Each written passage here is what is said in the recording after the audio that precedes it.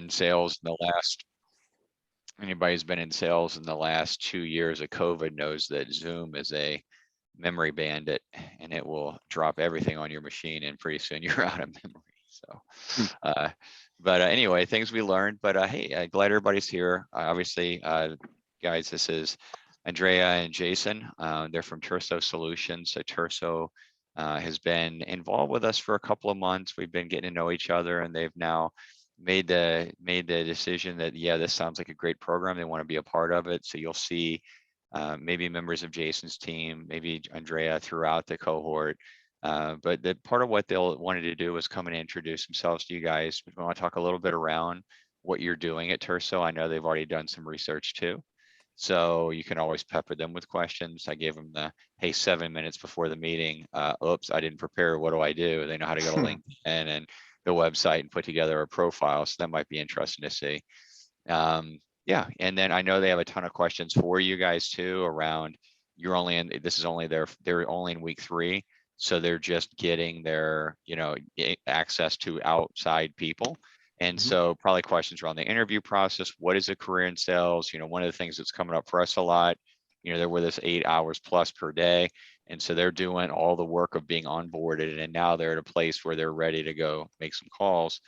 One of the ones is, how do I balance all this time? You know, that I'm going to have, you know, I got to do prospecting, I got to complete my lists, I need to do dialing, I need to do follow-ups. How do you even structure a day like that? Is there a method or methodology to it? So that's some of the stuff that's starting to come up now, because they're starting to understand what it is. But I'll turn it over to them. So I'll let them do the introductions for yourselves. I'm sure you're the world's expert on them, but just understand that Terso came to us from a referral of a client. And just as I got to know them, as I got to know Andrea, as I got to know Jason, as I got to spend time with their team, I thought this is a really good company for our graduates to be able to go to. And you guys know we vet them pretty hard. We don't just let anybody come in.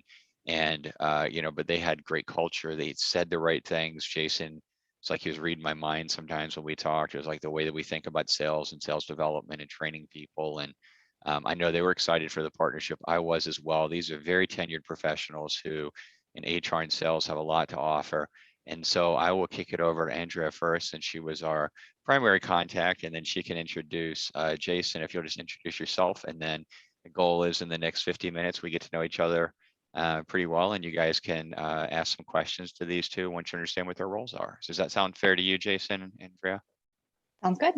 Yep. Okay, perfect. Great. Good afternoon. We're really excited to be here today. Just think this is an amazing program, and we're looking forward to working more with you throughout the next few months. So as Rolly said, I'm Andrea Barnes. I work with Terso Solutions. I'm our organizational development director. And so my role isn't really traditional HR, which is something I actually really enjoy about my role. It's much more focused around employee and team development. We are really fortunate to be a subsidiary of a larger parent company, ProMega. And so a lot of shared resources in HR allows me to dig into more of the employee development and team development type of work that I get really excited about. I've been with Terso just over 3 years now. It's been a wonderful 3 years. You know, I always tell people, you can do what you do at any number of places, but the people you get to do it with make all the difference in the world. And that's 100% how I feel at Terso. So I felt like the people I met during the interview process, the personalities I met were the same on day 1 as they were on day 100, as they are today. It's a really genuine, caring group of people. So that makes my work really wonderful to do. Before that, just some background on me. I had worked for a number of large companies in the coaching, HR, generalist, any number, you name it, I probably did it. Did a stint in employee relations that I really enjoyed. Then jumped into some consulting, and now moving more and more into the org development side as my career's kind of progressed in that direction. So also a student like you guys are. So I am currently getting my master's degree in organizational psychology, one class at a time as I'm working and parenting and doing all the things. So that's been really fun and a fun challenge. So I understand the balance between learning and doing and applying, and it's hard and it's a balance, but it's also really rewarding at the same time. So that's who I am. I'll pass it off to Jason. I can't follow that. I'm the sales guy, right? So I'm Jason Rosemurgy. I'm the senior vice president of sales and marketing at Terso. I've been at Terso for 13-ish years. So I was here at Terso when we had customer, and now we have customers, which is a good trend in sales.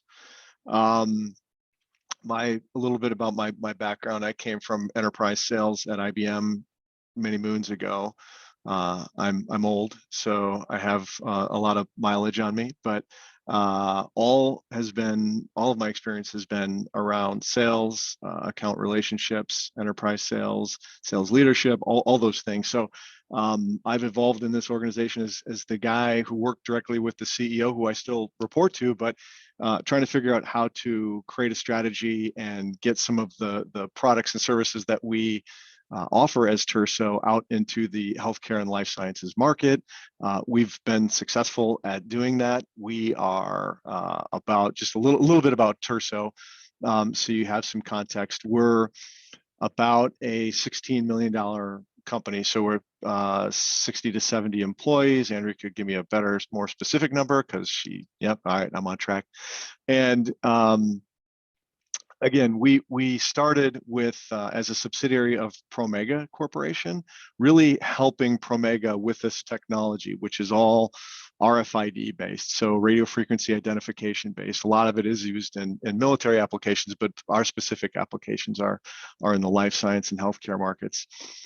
So we evolved the company from a division of Promega to help them enable their inventory management practices of critical inventories at key customer locations to really a more full-on direct market and channel strategy, whereby we supply RFID technologies, platforms, and software to both hospitals themselves through our channel and medical device manufacturers directly. So I can get into, as we progress in the conversation, a little bit of the differences and how we do that as we get a conversation rolling. But those are the core markets that we serve. We're structurally, I guess maybe on the sales side, I'll talk just slightly about that, and kind of maybe lead into why or how we got connected and how we're talking today.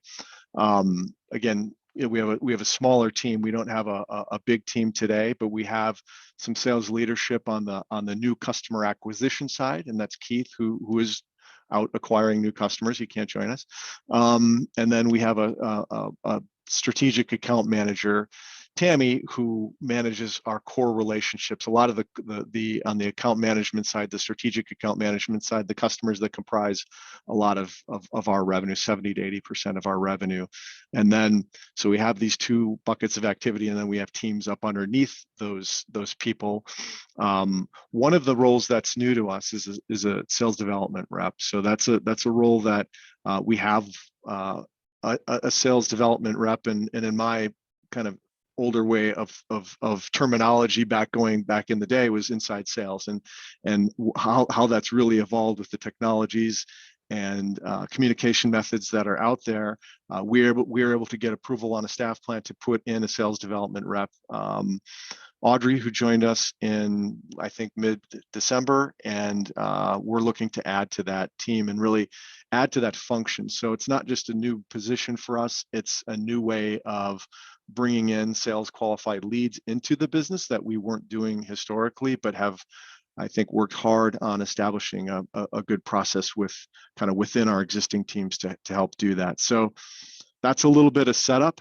I can put like a link to our website also in the chat if you haven't had time to go there. I don't know if there is a chat. I'm used to using Teams, not Zoom, so I'm already saying about things I can't do probably, but oh, there is a chat button. Okay, so I can do that. And if you haven't had time to dig into our website, I think it's a really nice source of kind of understanding how we do what we do, some of the technologies that we offer.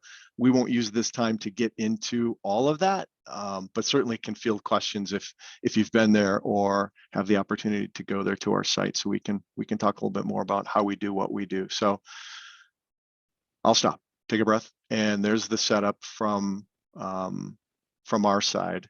Raleigh, what gaps do we need to fill in here that maybe Andrea and I didn't get into? Yeah, no, I think that's a great overview. And so they're learning, obviously, you know, we're coming from straight military, and this is one of the reasons you guys work with us, is because, you know, they've never heard terms SDR, MDR, BDR, AE, SAE, SDP, and, you know, Okay. it's just like, and so, but they do know what they are now. They definitely have. They've been through the first 2 weeks of intent. So they've already gotten more sales training in 2 weeks than I probably got in my first 2 years in sales. So I think it might be interesting for you, just because, you know, I haven't done it this way before, but maybe you could have some questions for them about what they're learning, what they're doing, so you can understand a little bit more about what they're doing. And I'm sure they will in turn have questions for you, you know, which are going to be around, hey, Jason, and let's keep, so we'll split it into 2 sections, guys, so we can keep it focused. It's 12:17 now. So for the next 20 minutes or so, let's make it around, he'll ask a few questions about you, you can learn a few questions about the role, and then we'll leave it to more general questions in the end, so you can talk to Jason about how do you become a VP of sales, and you know, things like that that are interesting but not relevant to the beginning of getting to know each other. Does that sound fair to you, Jason? Sure. Yeah, no, I could ask a couple. I mean, I think, you know, a lot of my questions would stem from the whole interest level, right? I mean, it takes, I think, a unique set of characteristics to want to get into sales. You have to be fairly resilient, you know, kind of positive in your thinking, because there is a lot of rejection. But I think in general, what is it that maybe some of you were interested in that made you consider going down a path, and whether you end up as an account executive, a sales executive, a business development rep, or whatever kind of little faction of sales you end up in, what maybe drove your interest to getting into this line of work post military service? Anybody can shoot out an answer. Yeah. Yeah. How Kyle's you got want to his do it? hand up. Alex has his All right. hand up. So you should All be able right. to see the hands go up in there. I can see hands. All right. Yeah. So I'll just go on my screen. Kyle, you're up first on, at least on my screen. So I don't know how to do this Yep, any that's other right. way. That's how it Mhm. works.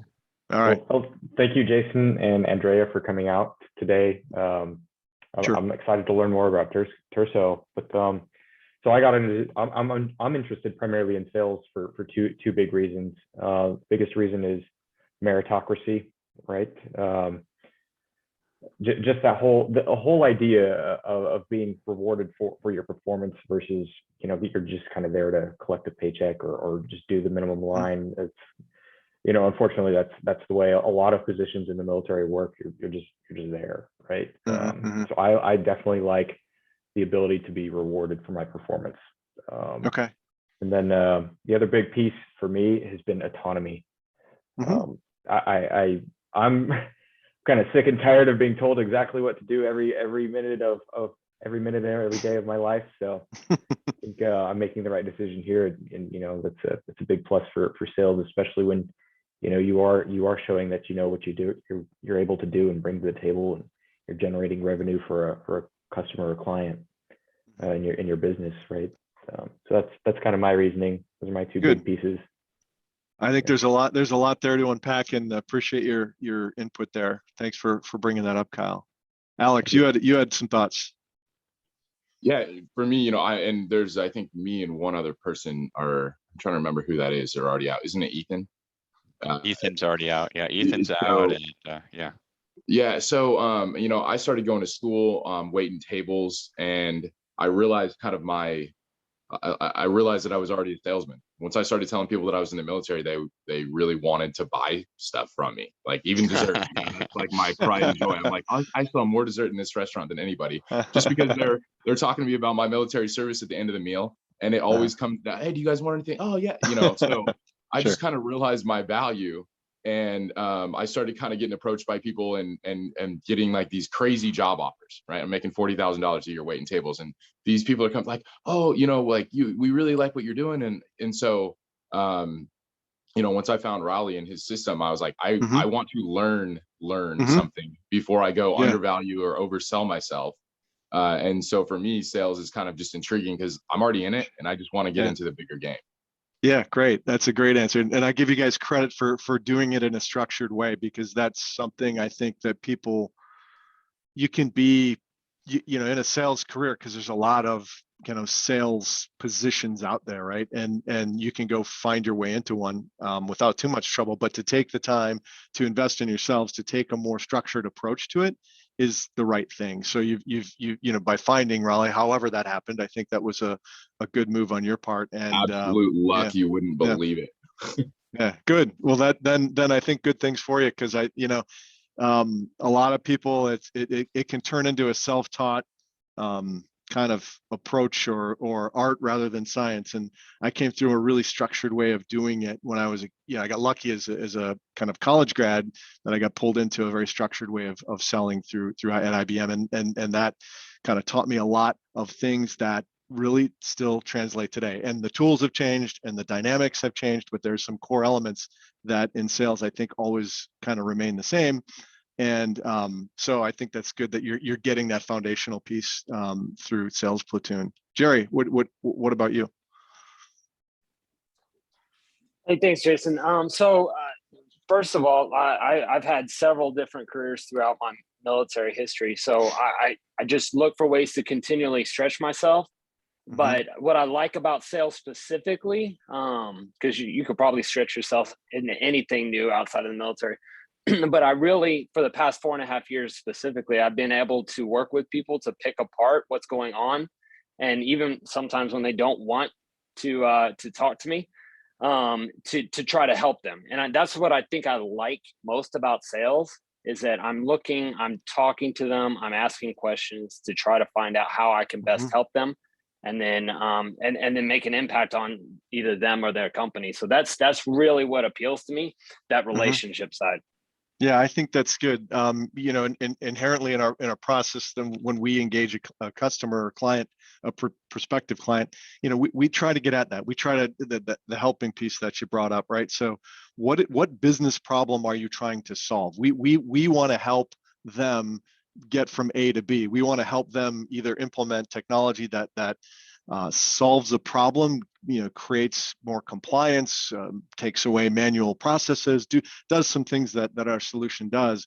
But at the end of the day, it helps them advance in their careers and maybe do more and be more in their own job. So I think the helping piece is really solid, and a big part of it's also pretty gratifying, right? So if you can implement a project or a solution where in a sizable organization, and they then you can see that it's driving business value for them, that makes you it's fulfilling that way. So I think that the helping piece is good. Bradley, do you go by Brad or Bradley? Either one's fine. Okay, all right, You're good. Appreciate you. Yeah, you bet. Now, what intrigued me about sales is it's something different and being used to an environment. So I'm transitioning out of the military, I'm retiring. And I like the idea of independence in a work center, but I also wanted to go in an environment where I could use my soft skills, leadership skills, team dynamic skills. And it seems like in a sales world, even though there's more to it, right, than people know. And at first I was that guy that didn't know much about sales, but when it got explained to me that there's more to it, it seemed very intriguing. Like I can actually get into it and make an impact. Just got to find, a company that might suit me. And once I found out that every major company, like any product that I like, always has a sales department, it's kind of there's a lot of intrigue there. So with anything, so that's I think the one thing is if you go into like business school and you have you have marketing, finance, you have MIS or management information systems, you have management courses. Sales finds itself in the kind of marketing world sometimes, but it really truly is its own discipline, and there's a lot to it that I think if done well could, I mean, again, that's all I've ever done. So sales and sales leadership and some general management, but effectively it can pave a nice career path for you. So again, I think the definitely the something different. And when you say that, I think of the days, right? So no day is ever the same. I got pulled into a contracts discussion. I had an organizational development conversation this morning with Andrea. I just worked through kind of some pricing models and some other things this morning. So, and I guarantee you, I won't do any of those tomorrow. It'll all be different. Now, will be continued, but that's another kind of unique thing about sales that I would tell you guys is that, no 2 days really. Somebody was talking about the production line. There's none of that. So, yeah, Raleigh, anything to add that maybe you've come across in some of your conversations with the team that might be interesting? Yeah, I mean, there's just a lot that as these guys get ready to go back out and think about what the day in the dive looks like. I know one of the things they want to know is you have this trade-off, right? So I'm coming out of the military and I have all of this structure that I resent and I want the freedom, but then when I get the freedom, it's like, oh, now what do I do with the freedom because there's no structure? And so it's really trying to balance the two. It can be challenging. And so, I think what would be useful is just to think about, from maybe a question for you, Jason, is, forget about military for a second. These are as individual as your any talent pool you're ever going to get, ages, background, socioeconomic, everything. Yep. But where do you see people in your career? And I posted up an article from '88 on IBM sales training. I thought you might get a kick out of. Long before any of us. So that's there. But not that long IBM, before me, Raleigh. Yeah, well, IBM was the place to go, and it still is, but it was really known. IBM, Xerox, there was a kind of companies that were known for training. You've watched it like me over 30 years now, just about, 25 years, watching sales reps come in who are like, I'm going to be awesome. And then they fall on their face. And there's some attitudes and actions that the successful ones take that I find, regardless of role and even what the product they're selling, that they come in with a certain attitude and a certain set of actions that they do that do determine success over time. And that has shifted somewhat. I'm just curious from your point of view, watching and hiring, so guys, what's the number one question you should ask when you're on an interview? Anybody, just pop your hand in the air. I'm going to call on you. Who is it? You guys got trained this. Number one question you should ask, Caitlin. How is it that I'm going to be evaluated? Bam! How am I going to be evaluated? So I'm sure they're really curious, like, what does it look like for you in this role? You got this SDR role. It's kind of new. You're bringing it in. What is that going to look like? And then secondary to that, I know it's a newer position here for you. This is not your first rodeo. Where have you seen people coming in do really well, where it sounds good, but it ends up being like, oh, no, that's going to be a big failure, Yeah, I just said a couple things and steer me back if I get off course, but I would say that, you talk about kind of maybe decoupling the military piece. I would say that kind of just the opposite. It's because of all of your backgrounds and the fact that you have lived in a very structured environment where, gosh, it was, I think Kyle, you were talking about, kind of sick of being told what to do. But what those things allowed you to do is understand the importance of having some structure, and what you do with that. I think or what gives you maybe a little bit of a leg up is you have that kind of mentality, that, or have the ability to structure yourself in such a way where you can hold yourself accountable for doing certain things.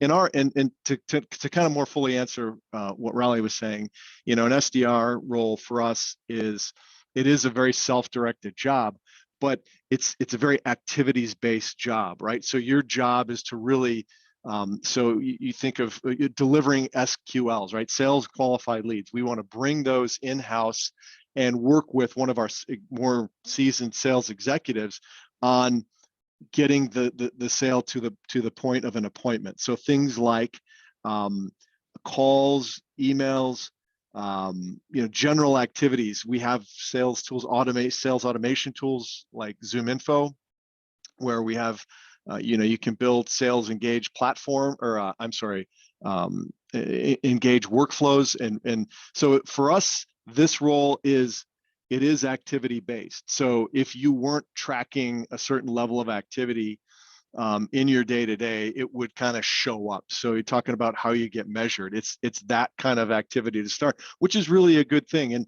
And that may make the job sound more rote or more, how do I want to say it?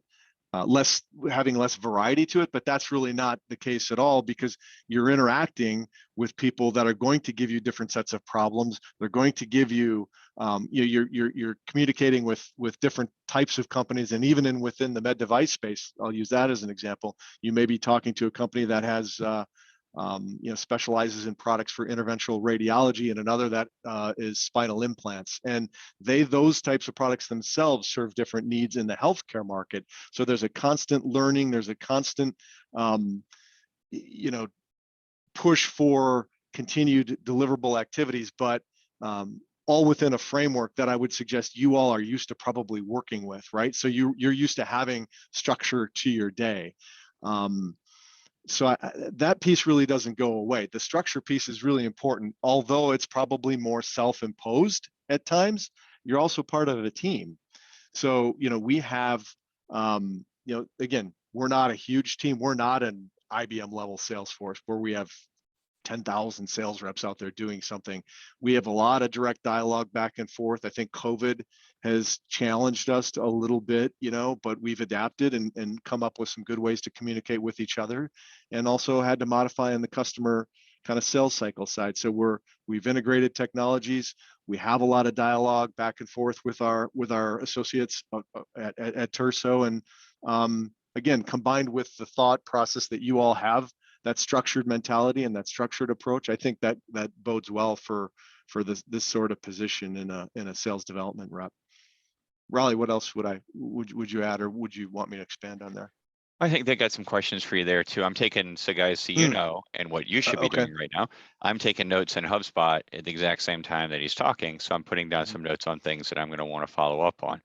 So silly little things, but it's like, I didn't know, I'd forgotten Jason was an IBM early sales guy. And that's just like, we have something in common. We have both big companies that we work for our first kind of, anyway, it's like it's little things like that you want to put notes on so that you can refer back to where he talks about the BDR, the AE roles, because in addition to being a friend of Sales Platoon, they're also a client of Sales Platoon. So I want to make sure to absolutely overwhelm them with good products and good people and things. So anyway, just a sidebar, nothing to do with this, Jason. I'm always coaching, ABC, right? Always be coaching.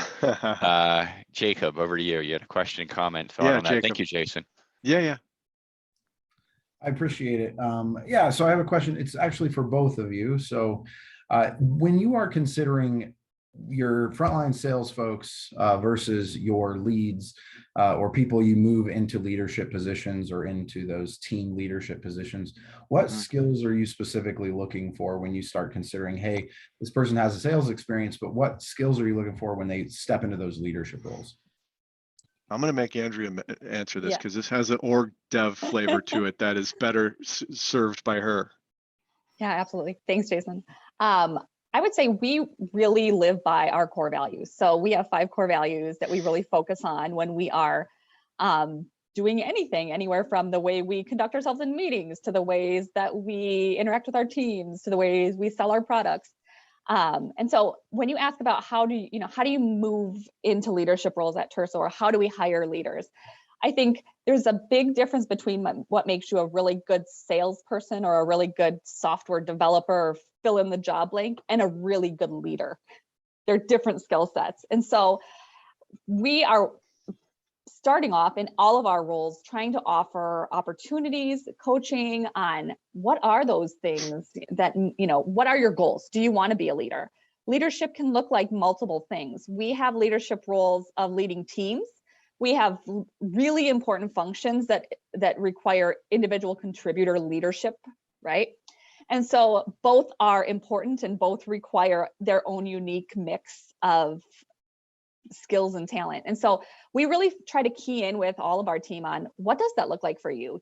Are you a better manager of a function, right? And an individual contributor leadership role, or are you a better leader of a team? And so I think that's where I've seen a lot of fails in my life when somebody's really good at their job, so they get promoted to manager.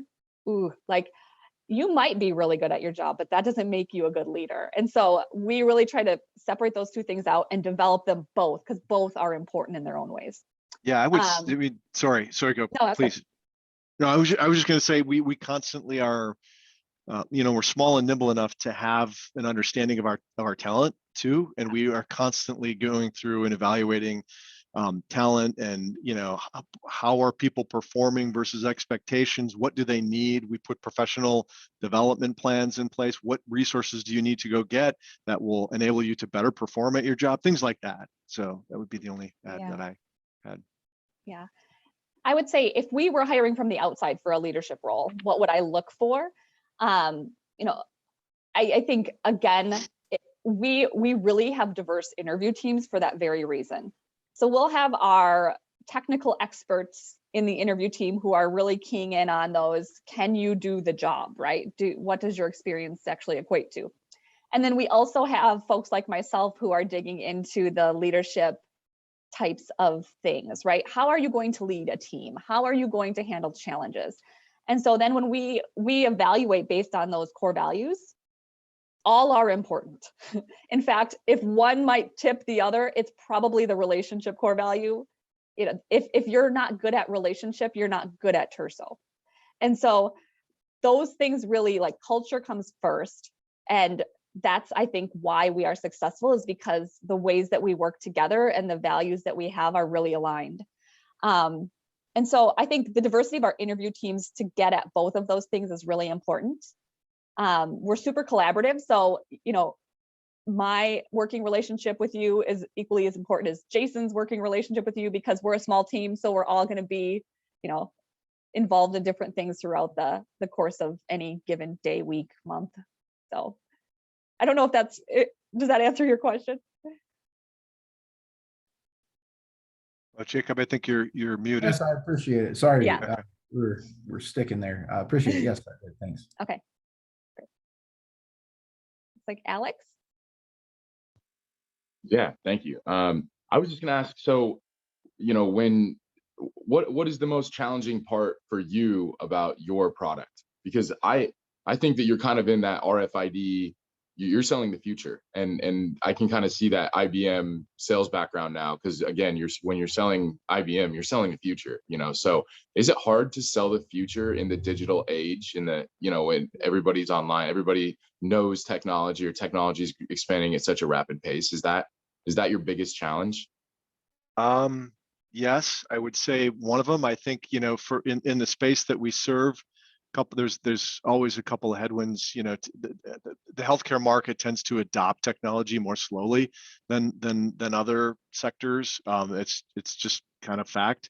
In early days, I'm going back now, dating myself a little bit here, even early days, you know, the technology, it's just we were creating a market, if you will. So this technology really wasn't used in this application to track critical inventory in the healthcare supply chain, and we had to really do a lot of heavy lifting in order to get some key wins, which and really set our structure up, our go-to-market structure, in such a way that we've now gotten to, you know, 20% growth year on year, and some really good things that we're looking to the future. So if our CEO were sitting here, he'd say, you know, our targets for growth at Terso are going to be, you know, getting our leadership team and their respective teams to think, how can we 5x this company, right? The market is adopting, but to your point, you know, adopting a technology like ours takes a lot of cross-functional buy-in within an organization. right?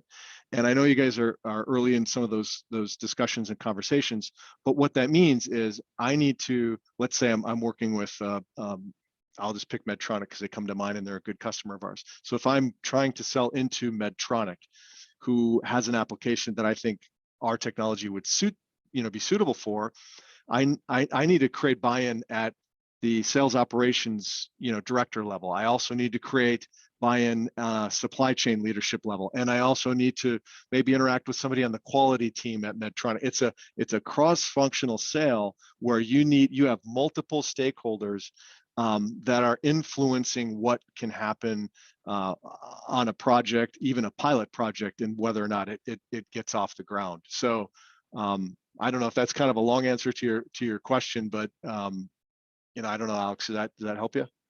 No, absolutely. I was lucky enough that when I started the course, Terso was one of the companies that I got to research into, and I'm also really into technology. So I was like, man, I can see it must. Yeah, it must have, because you guys aren't selling little stickers, and that's what RFID really kind of started at.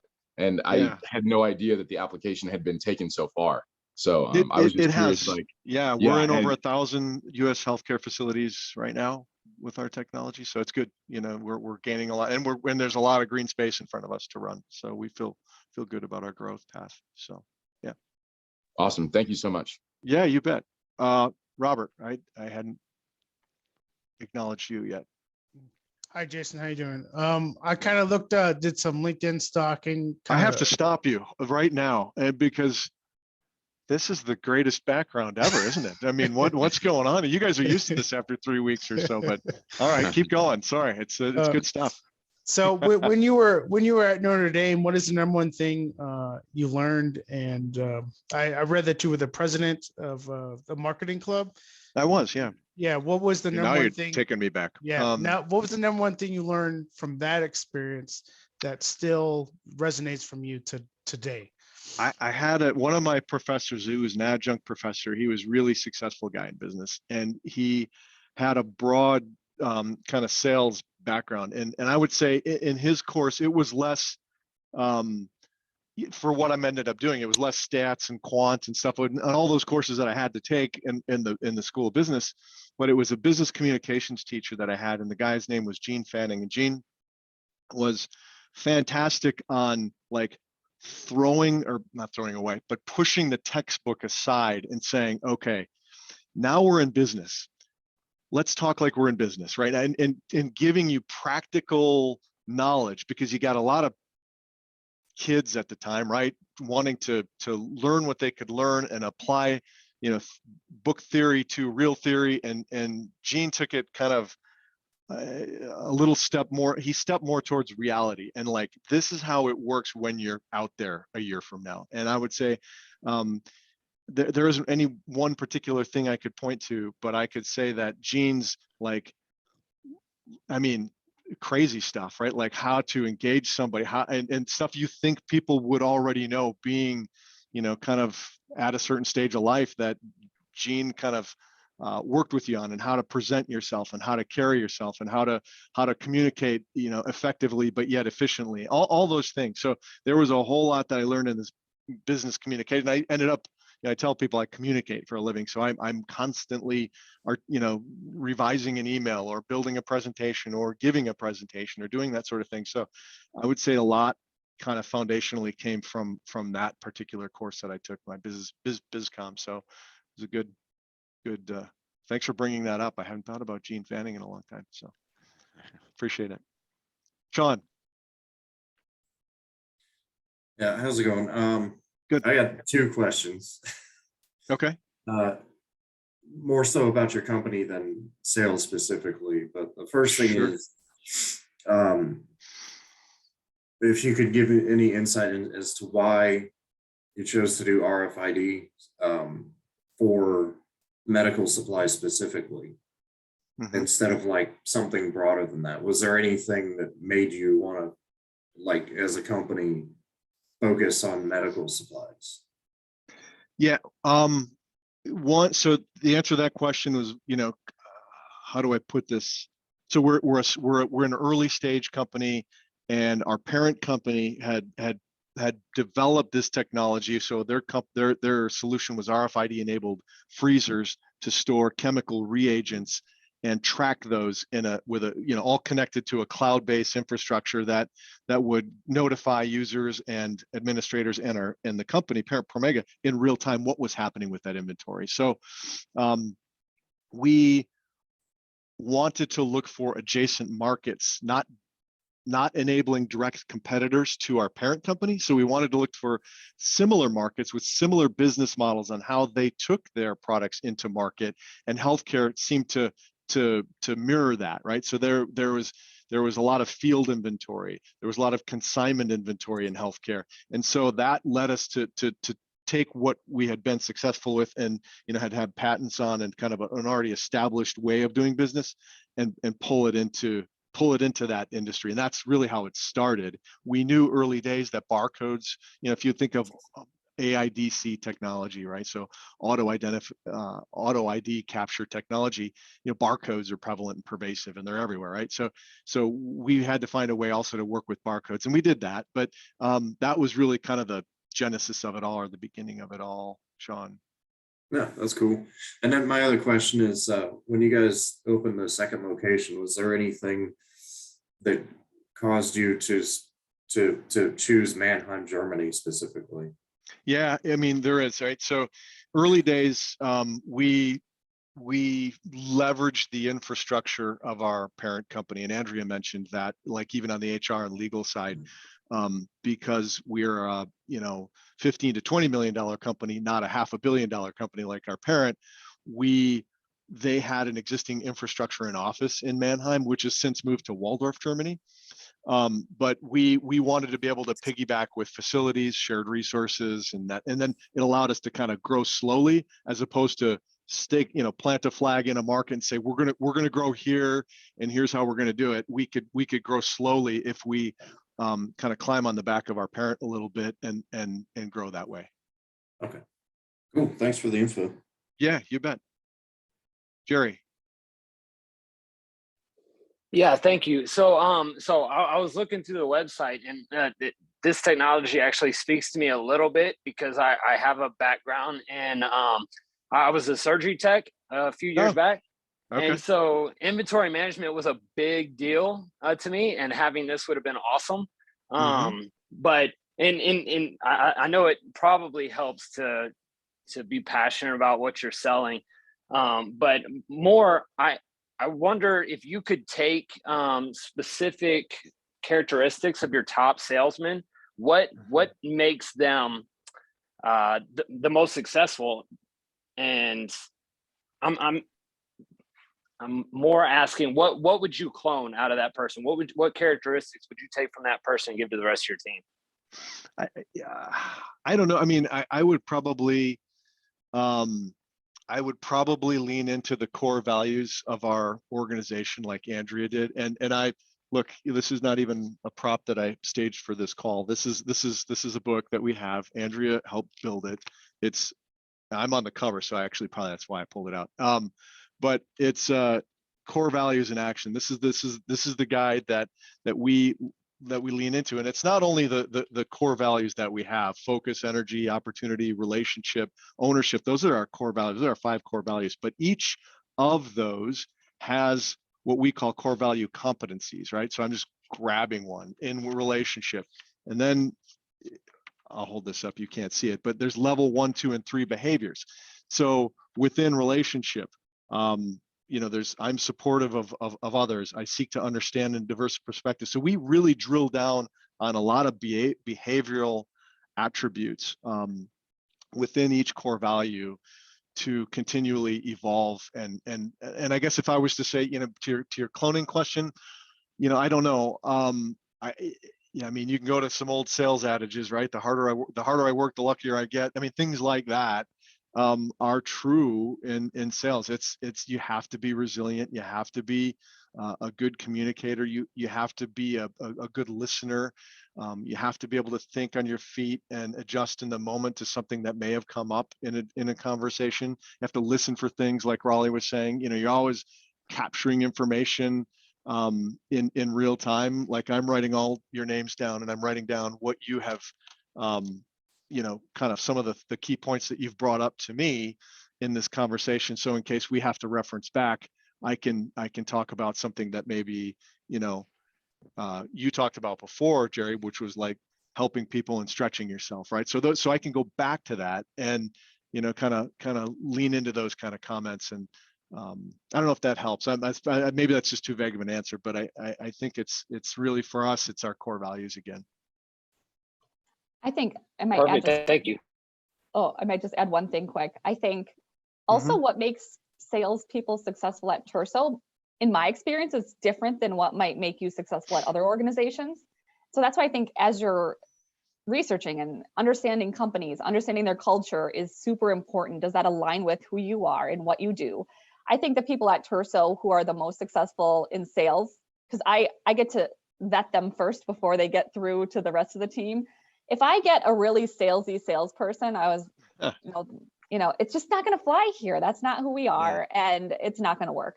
I'm looking for, humble, hungry, smart, curious individuals, right? Super. They like, don't use those those things to evaluate vendors, or would have never gotten in. So. Yeah. So I think that's a key too, right? What might make you successful in one organization might be totally different. I think our sales team probably looks really different than your stereotypical sales team in any other given organization. It's not a boiler room sort of environment here. I mean, but you're expected to again, structurally kind of complete levels of activity and work collectively, communicating across the department and across the business on what it is that you're working on, so that we can help the business grow together. We are very unsiloed, if that's a word, organization, right? We work collaboratively across all areas of the business, right? So I just came out of a pricing conversation where we had operations, we had client services, we had our CEO, and we're talking about the best way to kind of adapt and evolve our some of our pricing discussions and contracts. And normally, a lot of times that would live in a just purely sales function. That's just not how we do it here. We work like, who is best to go do this piece of it? Well, then who's best to go do that piece of it? Let's get together in March and see how we've, kind of worked together to create a new process that will benefit the business. So yeah, it's authenticity. I mean, we really have authentic people here, I would suggest. Thank you so much. I appreciate that. Yeah, you bet. All right, Alex. And then Brock. Sorry, I'm really excited because I just got to learn so much about you guys before. Now I'm like, I'm actually going to talk to these people. I actually didn't know that. Sure. So. Well, I would just offer up to you, if anybody wants to talk after, just send me an email or whatever, and I'm happy to share sales insights. I can chat all day about the stuff. So happy to.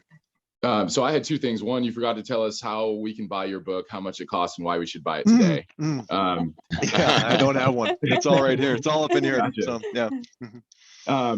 So somehow a guy like me ends up in front of Andrea, and I'm like, hey, I really feel like I could do this, but I know that I didn't go to Notre Dame. I don't have those, hard skills maybe, or just any of those other, how. In all honesty, how much do you think, what are the odds, I guess, down to brass tacks here? What are the odds? I think we look at Andrea best. She mentioned that she gates a lot of this to start anyhow, but I'll let her kind of give you some insights on our process and how we work.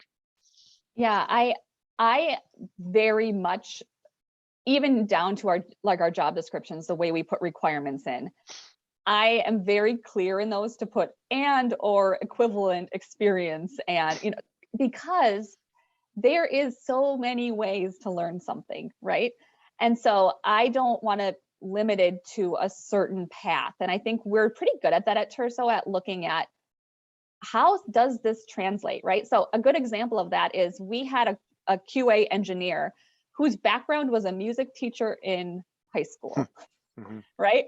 And I said, well, you use a really different part of your brain when you're doing music, which actually translates pretty well to software development. And he had enough of the background and some experience. It wasn't a traditional path, but we're always looking at that. And the more diverse our teams are in every sense, the stronger we are. And so when you ask what are the chances, I think the limitations that would be placed on what kind of experience you have would be minimal compared to how do you translate that experience into what you would do. So I think so much of what we do is translatable. You know, Yeah, I have- we didn't Yeah. hire I'll give it back to you, but Yeah. we just didn't hire a guy with 20 years of experience because he wasn't a good fit. I mean, No. he wasn't a good fit culturally. He was very salesy. Like I Salesy. couldn't get at who am I talking to here? Yeah. I mean, and so we didn't hire him. And you know, on paper, you'd say, gosh, yeah, plug him in. He's good to go. But that's not, just doesn't work like that here. So anyways, Andrea, sorry. Yeah, no, absolutely. I think, yeah, so I look at what can you take from your background and how can you apply it to what you would do in the future. That to me, that kind of creativity and that drive is more valuable than you can learn to do any number of things in this world. It's harder to learn how to be a kind of person, right? That's kind of already there to a certain extent. Of course, we all change and evolve, but I think like Jason had mentioned, that genuineness, you know, as we were interviewing this 20-year sales guy, I had no idea who I was talking to, you know, and we want the person in front of our customers to be genuine and real. And that's who we are. You have to represent that. And the best way you can represent that with us is really by being genuine, you know, and coming across that way. So yeah, speak from the heart. You're going to be in a lot of conversations and interviews, and just be yourself. That don't be what you think they want to hear. That's a mistake. Well, so if I can follow up a little bit and try to clarify. So, okay, great. You guys hired me and I'm a personable guy, but my lack of pedigree, if you will, or my lack of education, and I'm going to meet these bigwigs that you want me to go and talk about this product to, you know, is that a common thing to overcome in your you just industry? wouldn't start meeting with the big wigs, if I want to use it. Just play that back with you. You know, you crawl, walk, run in anything, and you know, to start, it wouldn't be fair for the expectation for you to have to do that either. So we understand there's a progression in a career path, and we accommodate those things just in how we set people up. We wouldn't set people up for that because you wouldn't be able to do it, and that's not fair to you. So that's what I would say. So eventually, you get there. I mean, the guy that is our U.S. sales director, he came in as a marketing guy for me 12 years ago, and he's our U.S. sales director. He didn't come through a traditional sales path, but he learned about the business. We had him doing some product management. I mean, things evolve in an organization, and that's typically how it goes. But Brock, I don't want to discount your question because you had your hand up, and I know we're running short on time. Hey, I appreciate it. My question Sure. is how is so you're at the kind of the more technical end of sales with what you're doing. So how does that different than some of the other things that you've done in your career?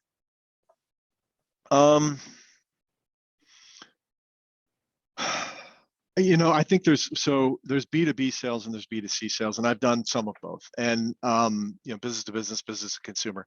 And I think that, you know, in a B2B world, a lot of what you're learning, whether it's a technical sale or a non-technical sale, a lot of those things will apply.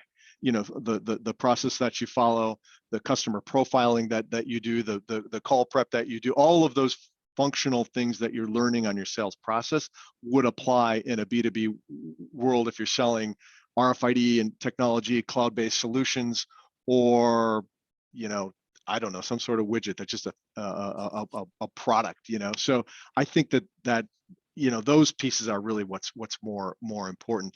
You have to kind of drive to where your interests lie too, right? You got to like all the pieces of it, the technology, I mean, the company, the culture, the people that you work with, all of that.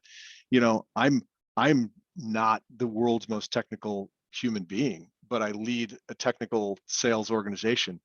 And that's because I know where to lean into our company for the right resources at the right time when I'm engaged with the resources I need to be able to interface. There's a lot of orchestration and conducting in sales, and that's a skill too that is kind of a core part of it. You certainly do not need all the answers, right? I can't tell you what WebSockets make our devices connect through our integration platform Jetstream to another company's software. I have no idea, but somebody here does, and I'll just bring that. If that question comes up, I bring that person in the setting, and I can keep it moving forward by doing those sorts of things. I appreciate it. Thank you. Yeah, you bet. Raleigh, I know we're tight here, so I'll stop jabbering and you can. Yeah, we're right at the top of the hours, guys. So I think I'll take one more. I think Jerry had his hand up, and then we'll let you guys go unless you have a hard stop. No, we can take one more. That's fine. Okay. I appreciate it. Thank you. So this can be for both of you. Maybe it falls more in Andrea's realm. So are there, with your company, I know you had talked about potentially looking to fill some positions. Are there opportunities for remote positions, and what does development training look like for somebody that maybe comes from a course like Sales Platoon? Great question. It's a hot topic right now, right? Remote work, hybrid work, future of work. We're certainly talking about it a lot at Terso.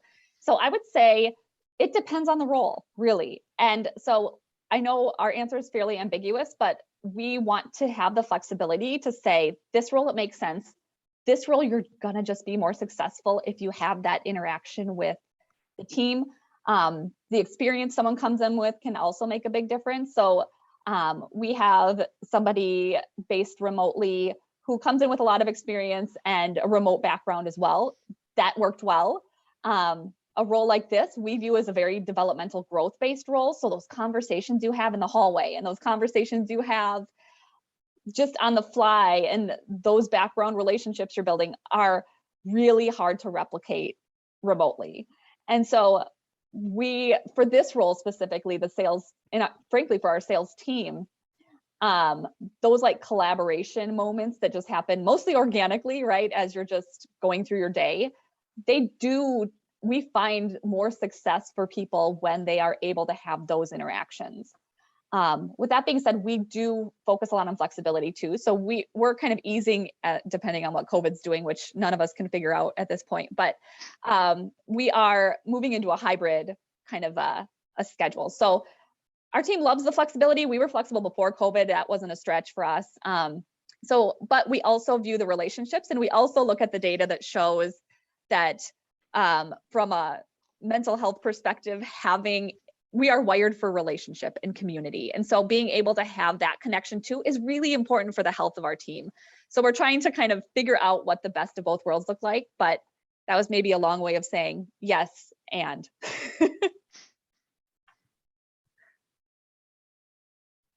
Thank you so much. I appreciate the answer. Yeah. Yeah. Well, good. Well, guys, you don't lose Jason and Andrea here today just because we're wrapping up the call. We'll have plenty of time to be able to reach out to them. You have their email addresses. They are in HubSpot. We'll have you guys come back. Jason, we would obviously love to have you come and be a guest instructor with us or work with us at some point to talk to these guys. If you have time, I know you're busy. We'll get you in the schedule. It's part of the things you guys get to do. And then Andrea, I'm sure we'll get you back in front of these guys again as they get deeper into it. And then I owe you a list of resumes of people who have graduated. So Tina's keep me honest on that. So Great. Okay. Cool. So guys, we're at lunch now. This is your short lunch break. So enjoy it. We'll come back we do need to be back at 1400 Central Time because we have another speaker coming in then. But you guys enjoy the lunchtime, and then Jason and Andrea will get in touch soon. So thank you so much. Thanks, It's everyone. great to meet you guys. Good conversation. Thank you. Thank you. Thanks. All right. Bye. Bye.